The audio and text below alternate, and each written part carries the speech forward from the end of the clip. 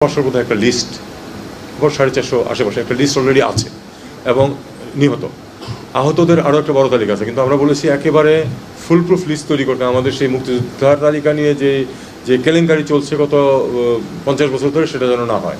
আমরা এক্সাক্ট সংখ্যাটা চাই এবং নাম সহ, ঠিকানা সহ, বয়স সব কিছু সহ চাই। এটা করা হচ্ছে এবং তাদেরকে যথাযথভাবে সহায়তা দেওয়া হবে তার পরিবারকে।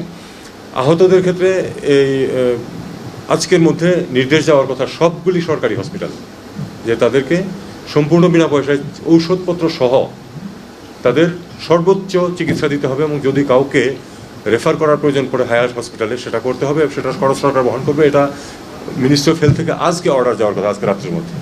আশা করা যায় যে আগামী 1-2 দিনের মধ্যে এটা ইমপ্লিমেন্টেশন হয়ে যাবে এবং তারা পাবে। একজনের খুব দুঃখজনক মৃত্যু হয়েছে, একজন আহতের গতকাল বা আজকে সকালে বোধহয় মারা গেছেন একজন।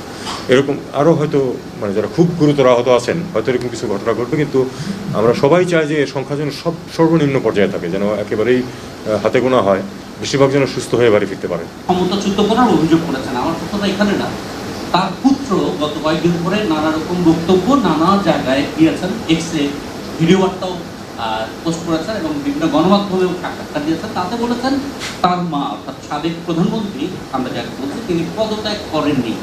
এটা ওয়ার্ল্ড ওয়াইড সার্কুলেট হচ্ছে।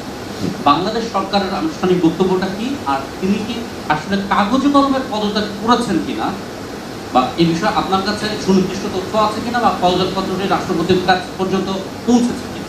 আমাকে যেটা আমি এই কাউন্সিলের মিটিংয়ে আমি যেটা জানতে পেরেছি সেটা হলো যে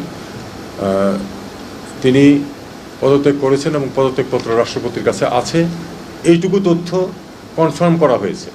তারপরে বাকিটুকু আমি বলতে পারবো না আসলে এখন। হয়তো কালকে বসে বা আপনারা হয়তো ক্যাবিনেট সচিবালয়ে খোঁজ করলে হয়তো জানতে পারবেন কালকে, কারণ এটা নর্মালি পদত্যাগপত্র গ্রহণের পর অনুমোদন করার পরে এটা ফাইনাল কাস্টোডিয়ান হচ্ছে ক্যাবিনেট ডিভিশন। স্যার, আমার নাম ইমরুল কায়েস, আমি বাংলাদেশে আছি। আমার প্রশ্নটি হচ্ছে যে সাবেক প্রধানমন্ত্রী যিনি এই মুহূর্তে দিল্লিতে অবস্থান করছেন, তিনি একটি খোলা চিঠি লিখেছেন। তো সেখানে তার উৎখাতের কারণ হিসেবে তিনি লিখেছেন যে সেন্ট মার্টিন এবং বঙ্গোপসাগর যুক্তরাষ্ট্রকে দেওয়া হয়নি এই কারণে। তো যারা ক্ষমতা আসতে চায় তারা এই কাজটি দিতে চায়। তা আপনারা যেহেতু আসছেন, আপনারা কি আসলে এই ধরনের কোনো অঙ্গীকার করেছেন বা কি দিতে চাইছেন?